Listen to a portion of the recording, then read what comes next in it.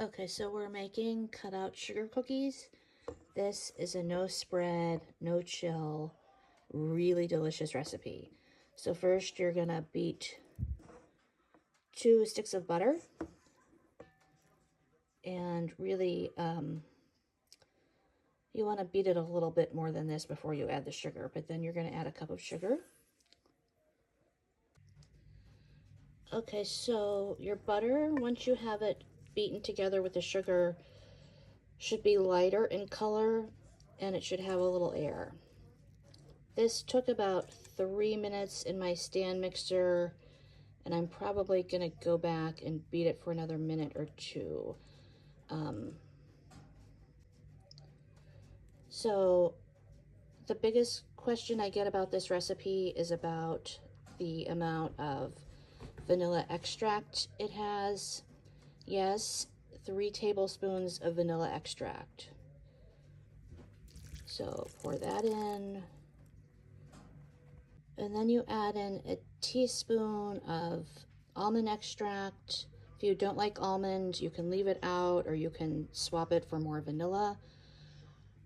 Or you can use peppermint, which is what I'm doing because this is for a holiday batch of cookies. Or you could use Fiori di Sicilia, which is this fabulous creamy orange extract from Italy, and it is divine. You should try it out.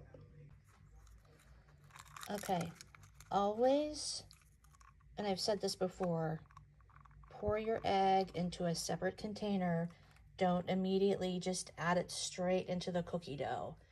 If your egg is bad, then you've just ruined all of that work and all of those ingredients.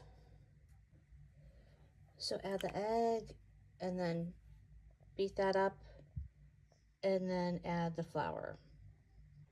So now we're going to add all the dry ingredients, which is 4 cups of flour, a teaspoon of baking powder, and a half a teaspoon of salt. Aren't these containers great? I like to use these when I'm getting everything ready. I got them at my food co-op for I think they're 25 cents with a lid. And that's if I get the cashier who knows how to ring them up. A lot of times I get this woman who gets really flustered and just gives them to me. Okay, and now we're done. The dough is all ready to go. I really wish you guys were all here so you could feel this dough, so you know what it should be like. It's not sticky. I think the texture resembles Play-Doh a bit, but it's softer than that. And see, it doesn't stick to my hands. If I had cookie dough sticking to my hands, I would be concerned. And if you were making chocolate chip cookie dough and you took a lot of it, of course, you're gonna have cookie dough residue because that's a drop cookie dough. But for cutouts, you want it on the drier side. And you're gonna wanna roll it out between 2 sheets of parchment. That way you won't have any trouble with sticking unless you didn't do a measurement correctly.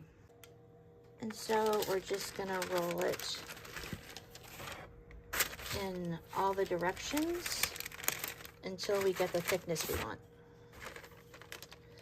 I've been doing this a while, so I can tell with my hands if it's too thick or too thin or just the right amount of thickness. But they sell these rolling pins with guides on the end, and that would be really helpful for you if you're new to this.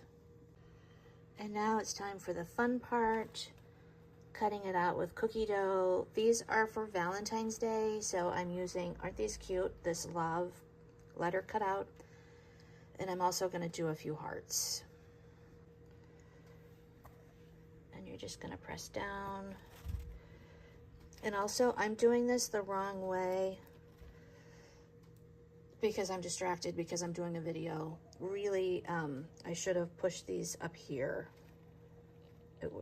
I would have made better use of my dough. See, you always want to cut out starting from the edge.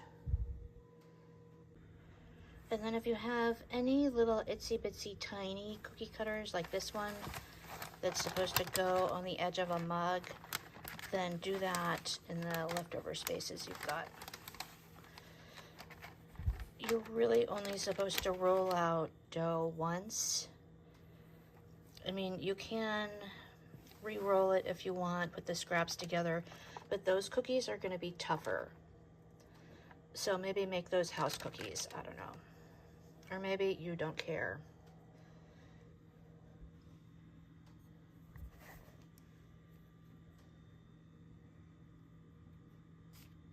You do you. These are your cookies. You're in charge of them. So cute though. And wait till you see them when they're done baking.